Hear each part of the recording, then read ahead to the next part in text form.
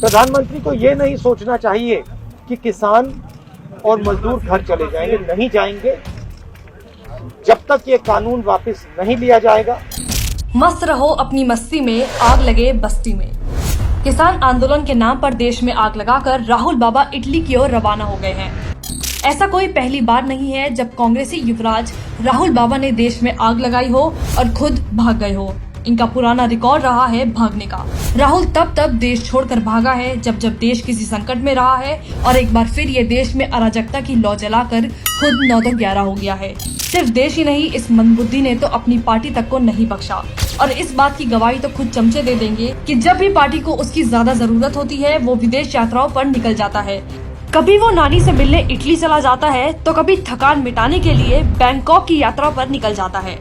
देश में हर अहम मौके पर पार्टी को बीच मझधार में छोड़कर भागना अब राहुल गांधी की फितरत बन गई है। ऐसा हम इसलिए कह रहे हैं क्योंकि अगर राहुल बाबा का पुराना इतिहास टटोला जाए तो पता चलता है कि कांग्रेस के युवराज तो पुराने भगोड़े हैं। सबसे पहले बात करेंगे मुंबई के ताज होटल में हुए उस आतंकी हमले की, जिसने पूरे देश को झकझोर कर रख दिया था। हमले के बाद शहीद जवानों के परिजनों के आंसू भी नहीं सूखे थे और राहुल गांधी एक फार्म हाउस में अपने दोस्तों के साथ पार्टी कर रहा था। इस साल की शुरुआत में जब देश में CAA को लेकर हिंसक प्रदर्शन हो रहे थे, उस समय भी पप्पू विदेशी टूर पर निकल गया। इसने और इसकी माता श्री एंटोनिया माइनो ने मिलकर CAA के खिलाफ अल्पसंख्यकों को भड़काया, उनसे सड़क पर उतरने की अपील की। जब देश में इसकी आग भड़की तो पप्पू फिर से विदेश टूर पर निकल गया।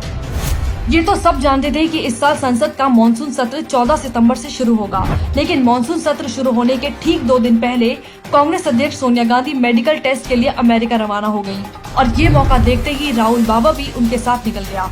पिछले साल नवंबर में भी पप्पू अपने आधिकारिक कार्यक्रम के तहत दक्षिण कोरिया गया था, लेकिन उस दौरान भी उसने 5 दिन और विदेश में रहने का फैसला किया, और उस समय भी संसद सत्र चल रहा था और वो संसद में मौजूद नहीं रहा। 5 से 15 नवंबर तक कांग्रेस को मंदी के खिलाफ आंदोलन छेड़ना है। 35 जगहों पर प्रेस कॉन्फ्रेंस करनी है, लेकिन राहुल गांधी इसमें शामिल नहीं होंगे क्योंकि वो 5 नवंबर से लेकर 15 नवंबर तक विदेश के दौरे पर होंगे। इसी साल मई-जून के महीने में भारत और चीन के बीच तनाव की स्थिति बन गई। इस बीच राहुल गांधी लगातार भारतीय सेना की वीरता पर सवाल उठाता रहा और पीएम मोदी को घेरता रहा, लेकिन जब मोदी जी के सामने उनसे सवाल करने का मौका आया तो पप्पू पतली गली निकल लिया, क्योंकि उसमें हिम्मत ही नहीं थी कि वो पीएम मोदी के सामने खड़े होकर उनसे ऐसे बेबुनियाद सवाल कर सके और उनसे आंख से आंख मिला सके।